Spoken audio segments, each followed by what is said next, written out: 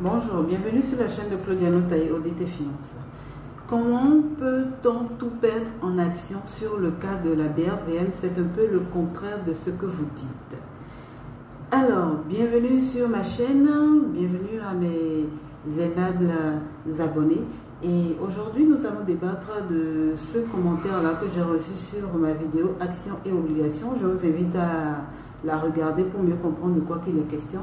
J'ai expliqué dans cette vidéo-là comment on pouvait perdre tout son argent si on investissait sur une action qui n'était pas rentable et comment fonctionnaient les actions, comment fonctionnaient les obligations. Alors, je vais rappeler un petit peu comment ça fonctionne. Quand vous achetez une action dans une entreprise, ça veut dire que vous êtes propriétaire de l'entreprise à part entière. Si par exemple vous choisissez d'investir dans une start-up, une entreprise naissante aujourd'hui, ça voudra dire que vous êtes en train d'investir vous mettez votre argent dans cette entreprise-là. Je vous donne l'exemple d'une start-up pour que vous compreniez un peu mieux ce que c'est. Si vous investissez dans l'idée géniale d'un jeune qui est en train de créer une entreprise, ça voudra dire que vous prenez le risque que l'entreprise marche ou que l'entreprise ne marche pas. Et même si vous investissez dans une vieille entreprise, hier matin, ce matin encore, j'ai lu par exemple une entreprise de la place à Cotonou qui fonctionnait depuis plusieurs années et qui a disparu. Alors, qui a disparu, imaginez le cas d'une personne qui avait investi dans cette société-là. Et si la société a fait faillite, ça voudra dire que la personne aussi est en train de perdre tout son argent puisque vous êtes actionnaire. Quand vous êtes actionnaire, vous êtes co-responsable des problèmes qui subviennent dans l'entreprise. Contrairement à quelqu'un qui a investi dans l'entreprise, qui a prêté de l'argent à l'entreprise, vous ne serez pas dédommagé. Le jour où il y a un problème, le jour où l'entreprise n'est plus rentable et qui ne génère plus d'argent, vous allez perdre votre capital. C'est ce que cela signifie être actionnaire d'une entreprise. Que vous soyez entreprise d'une grosse boîte, vous avez forcément entendu parler de la BCB, l'exemple typique de la banque qui existait dans les années 80 au Bénin, qui a fait faillite, qui a entraîné beaucoup de personnes dans sa faillite. Imaginez un peu qu'il y a eu des personnes qui ont été actionnaires dans cette entreprise-là, dans cette banque-là, en son temps. Si ces personnes-là avaient investi de l'argent, le jour où l'entreprise fait faillite, même si c'est une grosse boîte, même si c'est Coca-Cola demain qui fait faillite et que vous avez investi sur Coca-Cola, vous allez perdre votre argent, c'est comme ça. Si Coca-Cola, le jour, il se lève et dit, bon, franchement, ce qui se passe là, ça ne marche plus, on fait une baraque, on déclare faillite. Le jour où il déclare faillite, vous perdez votre argent. Il y a des entreprises sur la BRVM qui ont perdu tellement d'argent, peut-être que au niveau de l'entreprise, de la gestion quotidienne de leur entreprise, l'entreprise n'est pas forcément en train de faire un chiffre d'affaires totalement négatif. C'est différent parce que la BRVM a cette particularité que son fonctionnement n'intervient pas et n'influe pas forcément sur la rentabilité réelle d'une entreprise.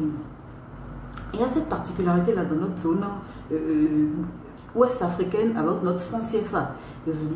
Les fluctuations de l'action ne sont pas forcément corrélaire avec le fonctionnement de l'entreprise. Vous prenez par exemple sur la BRVM les sociétés qui fonctionnent sur les marchés de produits agricoles, les marchés des produits miniers par exemple.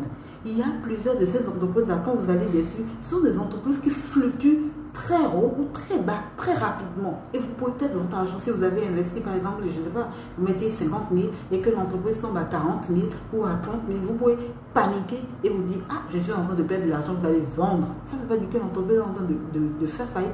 Mais je crois qu'il y a eu des cas d'entreprises, je n'ai pas exactement l'information là, tout de suite, mais il y a eu des cas d'entreprises qui ont quitté la BRVM, peut-être parce qu'elles ne fournissaient plus aussi des bilans qui satisfaisaient aux responsables de la BRVM pour qu'ils puissent continuer à leur permettre de fonctionner des suites. Donc, il faut vraiment vous renseigner avant il faut prendre contact avec un conseiller financier avant de pouvoir investir sur une action ou sur une obligation. C'est très très important. Donc, me dire que on ne peut pas tout perdre, c'est pas vrai. On peut tout perdre avec une action. Vous savez très bien d'aller demander au trader comment ça se passe. Vous choisissez d'investir sur une action et de la voir fluctuer. Vous mettez des paramètres qui ne vous arrangent pas. Facilement, votre argent part en fumée. C'est de ça qu'il s'agit. Donc, faites attention lorsque vous avez en face de vous une action. Il faut bien vous renseigner. Est-ce que l'action est en train d'évoluer comme il faut? Est-ce que l'action vous présente des garanties? Est-ce que l'action est fiable, etc., etc. Avant de pouvoir vous lever pour investir sur l'action. J'espère que mes explications vous ont aidé, vous ont plu et vont pouvoir vous permettre d'avancer un peu plus sur vos investissements, sur les choix d'investissement que vous allez faire.